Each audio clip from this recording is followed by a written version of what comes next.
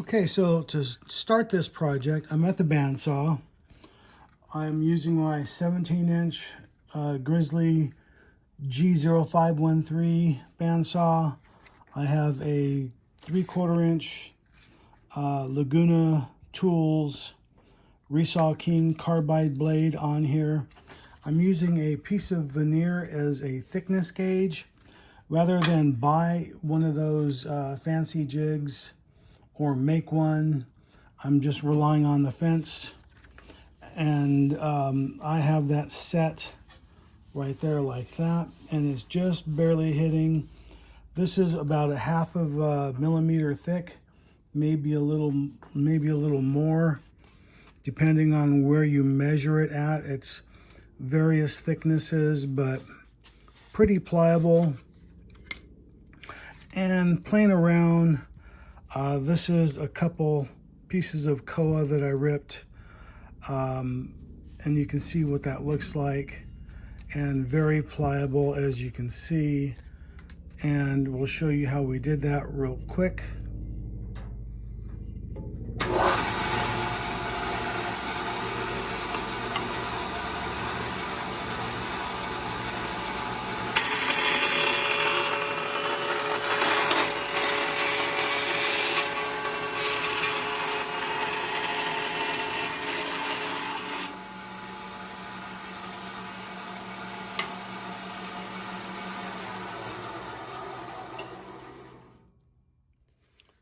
So, as you can see,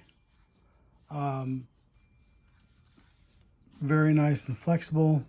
A little thin over here on the bottom, but that's okay. I only need this about a 1/2 inch wide, so where it's not full width, I'm not concerned of. So I'm just going to cut a couple more strips right here, and then we'll head to the table, and then we'll cut these down in the widths that we need. Okay, I have a couple strips already cut. These are a 1/2 inch wide, and I've got my piece of veneer right here. I have a black mark right here and another black mark right here for 1/2 inch. And I'm using a piece of hardboard strip for a straight edge. I've used this in all my segmenting videos. I like using the textured side down. That actually grips the veneers or the wood. So I'm just going to line that up on the edge. A little bit of pressure. Just using a box cutter with a clean, fresh blade.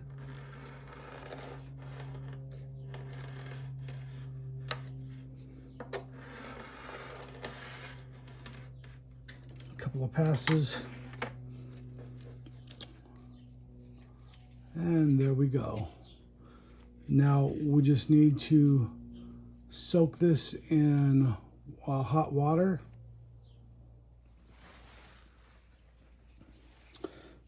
Okay, I've sanded these ends down and tapered them down to where you don't feel an edge anymore. Basically, like this, as you can see here. Just going back and forth to where that's a tapered end, so when it rolls into itself, you won't feel that edge. Now this is pretty rough right here, as you can see from the bandsaw. On the disc sander, I've taken several of them, and then just sanded them out so that they're nice and smooth. And like I said, this was koa. I also did the same thing. Oops. I also did the same thing with some Bacote just to try that out. So these are about 9.5 inches long, and these are about 12 inches or so, maybe 11 inches. Anyway, I'll see how this works out, and I'm going to boil these in water for 20 minutes.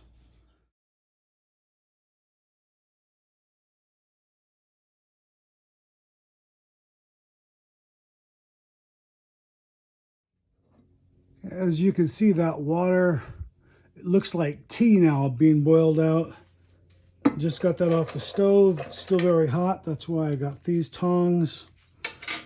I've got this piece of dowel right here. This is 22 millimeters in diameter, which is actually the size of my ring and the inside diameter of my ring. So, and I've got a few pieces of tape like this ready to go. Masking tape that I've cut in half. So I'm just going to fish one out.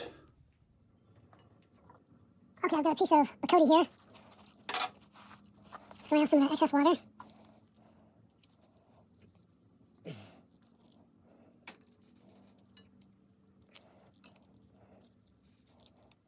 Doesn't want to bend quite so easily.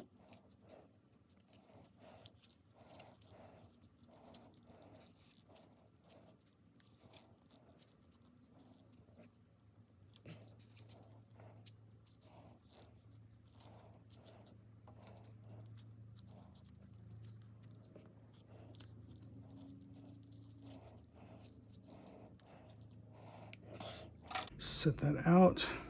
I'm just going to let that air dry overnight, and then we'll just do the same thing with the rest of these.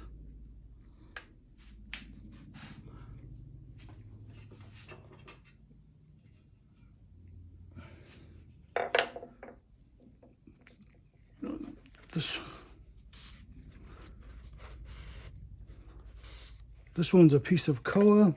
It's a little bit thinner, so it should bend a lot easier. Yes, it is. Much easier to bend.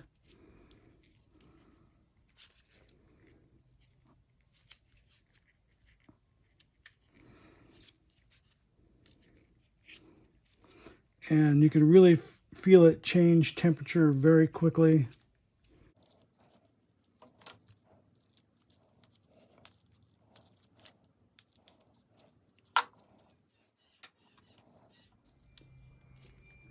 Okay, so now we're going to glue this up. I'm using Gorilla CA glue. This I just got at one of the local home centers. I've got a strip of wax paper wrapped around my little makeshift mandrel like so, kind of tight. I'm going to be taking a piece of koa, just sliding it over. This is a little precarious. I did one in Bacote. I'm just letting that cure right now. Open that up.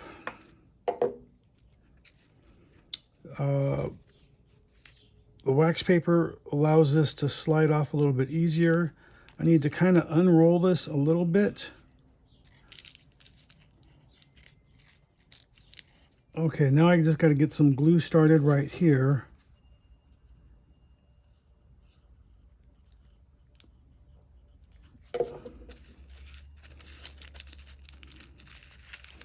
And then I need to pull that tight into itself.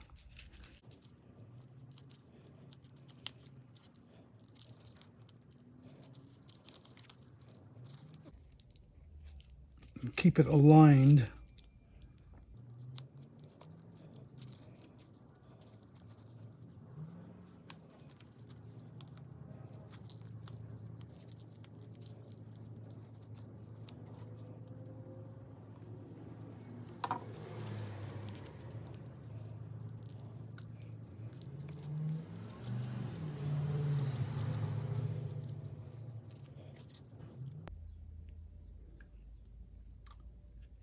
This sets pretty quickly.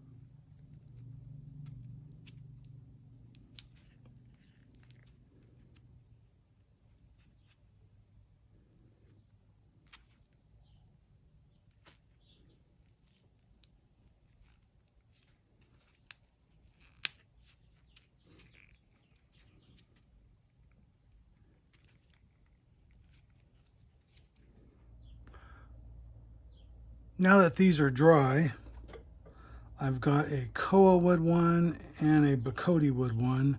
I'm just going to sand these edges off.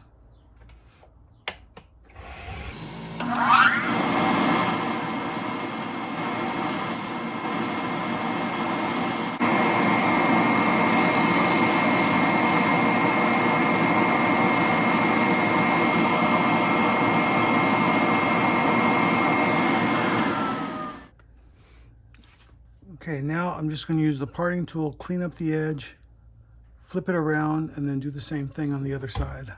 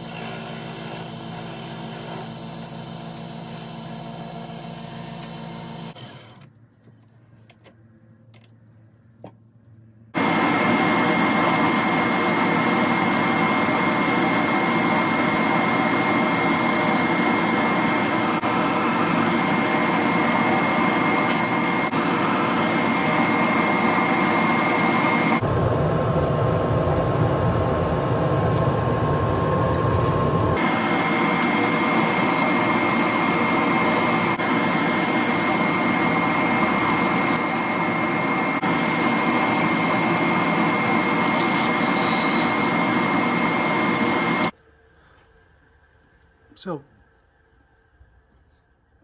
Bacote takes on a great wax finish on its own. It doesn't need CA glue, so I'm just going to use hot wax.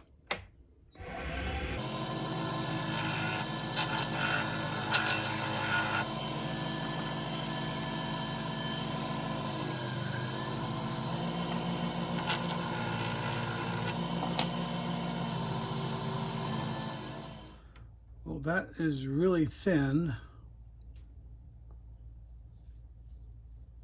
but it actually fits really nice. That's probably about 3/8. Then we'll do the same thing with the koa wood, and then we'll compare them and check them out.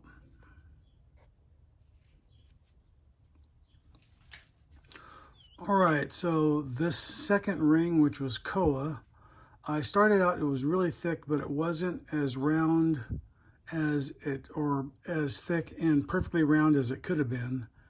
And even though it was thick, trying to get it round, trying to round it down, I ended up turning so much of the wood off of it, and I still wasn't quite there.